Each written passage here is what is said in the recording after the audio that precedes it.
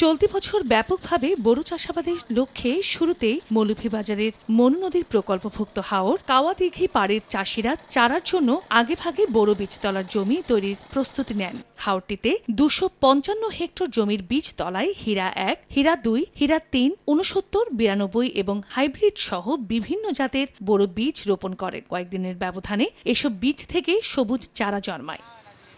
তবে চারা গাছে ব্যাপকভাবে এক ধরনের পোকার আক্রমণ করেছে। এতে হাওর পাড়ের বেশিরভাগ বীজতলার হালি চারা নষ্ট হয়ে গেছে। নানা কীটনাশক প্রয়োগ করেও মিলছে না প্রতিকার। এতে দুশ্চিন্তায় কৃষক। খাওয়া দিকে রাউরে আমরা 1000 হেক্টর আলি ফালাইছিলাম, ওখন খালা কিরা ফুকায় খাইয়া গুড়া খাটিলার কোদাল হাত দিয়ে সেদাইয়া আবার জমিটারে মনে করবা 20-22 শতক জায়গায় আমি আবার ফিটিং করি আর ফেলাই দিতে এই ফুকে আমার একবারে নিষ্কাশন করে দিতে। 25 থেকে 30 শতক আলি ফালাইছিলাম, খাইয়া খাইয়া এখন মানে ওরদা ওরদি বেসর খাইলিছে।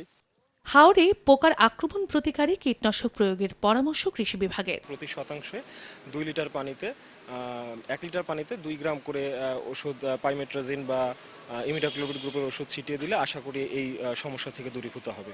কৃষি সম্প্রসারণ অধিদপ্তরের তথ্য মতে এবছর জেলায় 62,100 হেক্টর জমিতে বোরো চাষের লক্ষ্যমাত্রা নির্ধারণ করা হয়। এর মধ্যে মনু নদী প্রকল্পভুক্ত কাওয়াদিঘি হাওরে প্রায় 14,000 হেক্টর জমিতে বোরো আবাদ হবে। সময় সংবাদ, মৌলভীবাজার।